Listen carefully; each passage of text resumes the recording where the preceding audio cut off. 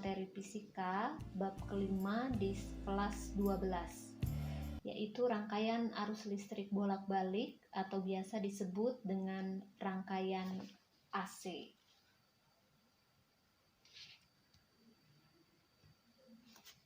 Pada bab sebelumnya, kita telah mengenal istilah arus listrik, yaitu muatan listrik yang bergerak. Arus listrik dibedakan menjadi dua. Yang pertama, direct current atau biasa disingkat dengan DC atau sering kita sebut dengan arus searah. Dan yang kedua adalah alternating current, disingkat AC atau arus bolak-balik. Perbedaan di antara kedua arus listrik ini yaitu kalau DC terdapat kutub positif dan kutub negatif.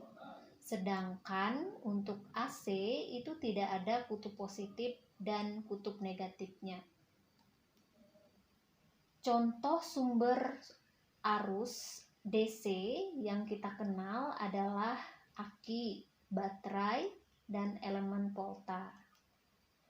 Seperti yang terlihat di gambar, ada gambar baterai, ada tanda positif, dan biasanya di bawahnya adalah negatifnya. Pada DC itu tidak boleh terbalik dalam merangkai. Nah, sedangkan untuk AC atau arus bolak-balik, contoh sumber arusnya adalah generator atau listrik PLN. Ini contoh generator atau biasa kita sebut juga dengan genset, biasa digunakan kalau sedang mati lampu. Nah, untuk arus listrik DC atau sumber arus DC, biasanya nilai arus dan tegangannya tetap atau tidak berubah. Nah, sedangkan untuk AC, nilai arus dan tegangannya selalu berubah-ubah setiap saat.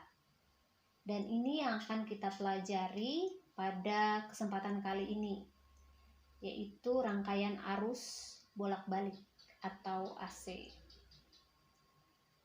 Oke, berikutnya alat ukur listrik. Kita sudah mengenal berbagai macam alat ukur listrik. Di sini akan dibicarakan beberapa alat ukur listrik. Yang pertama yang kita kenal ada ampermeter. Kemudian kalian juga pasti kenal dengan voltmeter.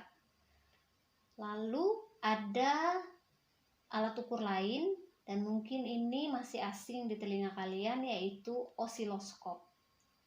Nah, kalau ampermeter di SMP juga sudah dibahas. Dan kemarin di semester 1 juga sudah dibahas, ampermeter itu adalah alat yang digunakan untuk mengukur besarnya arus yang mengalir.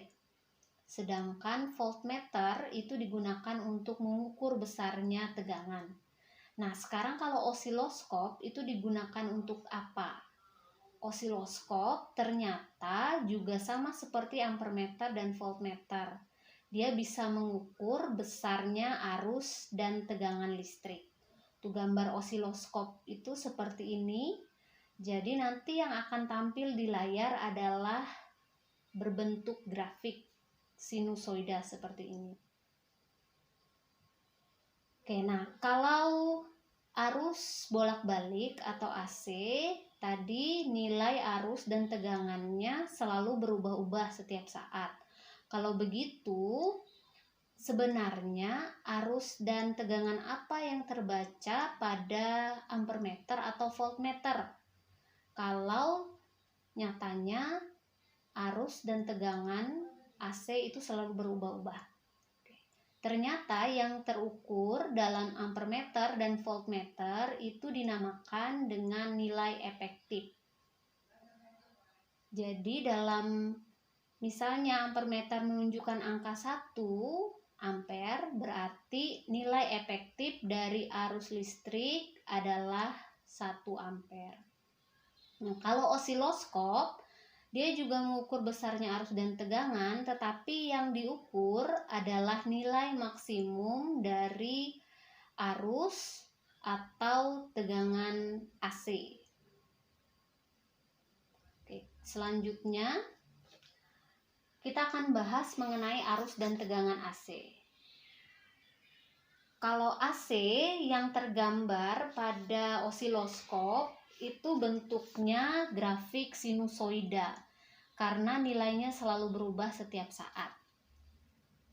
Kalau digambarkan bentuk grafik tegangan terhadap waktu itu bentuknya adalah grafik sinusoida seperti pada gambar ini.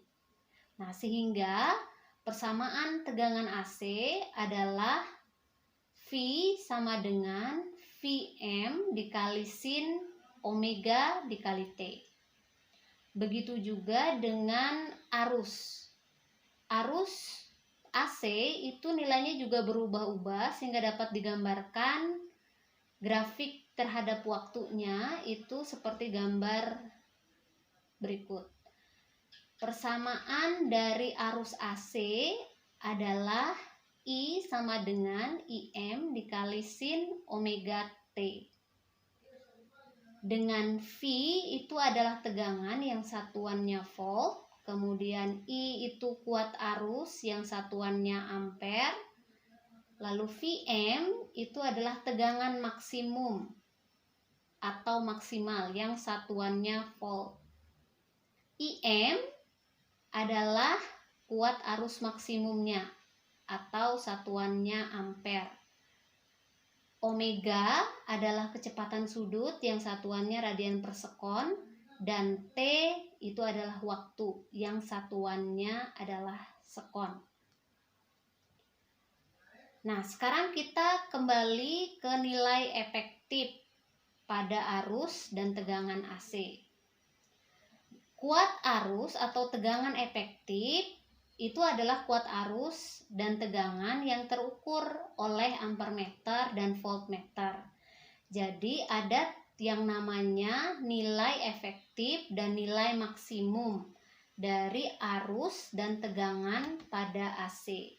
Untuk nilai efektif terbaca di ampermeter dan voltmeter, sedangkan nilai maksimum itu terbaca di osiloskop.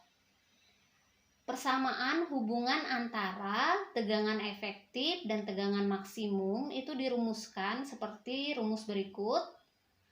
V efektif sama dengan Vm dibagi akar 2. Begitu juga dengan kuat arus.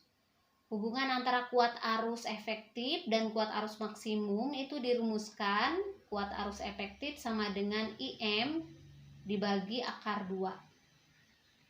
Oke, jadi contoh misalnya bagaimana kita bisa menentukan tegangan maksimum yang terbaca pada osiloskop.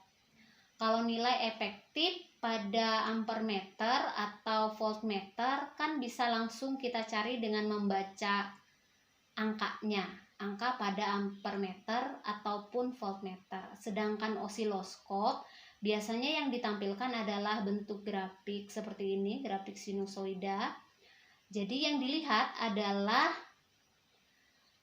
titik tertinggi dari gelombangnya. Jadi kalau misalnya ini titik tertingginya di 4, berarti tegangan maksimum dari gelombang listrik ini atau listrik AC adalah 4 volt.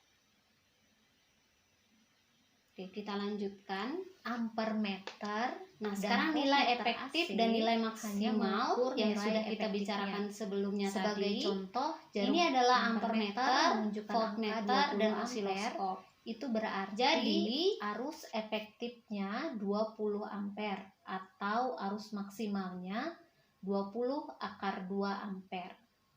Begitu juga ketika jarum voltmeter AC itu kalau menunjukkan angka 220 volt, berarti tegangan efektifnya adalah 220 volt atau tegangan maksimalnya adalah 220 akar 2 volt. Demikian pembahasan part yang pertama mengenai rangkaian AC, meliputi persamaan, nilai efektif dan nilai maksimum dari arus dan tegangan AC. Semoga video ini bermanfaat. Sampai ketemu lagi di video selanjutnya mengenai pembahasan atau latihan soal rangkaian arus listrik bolak-balik.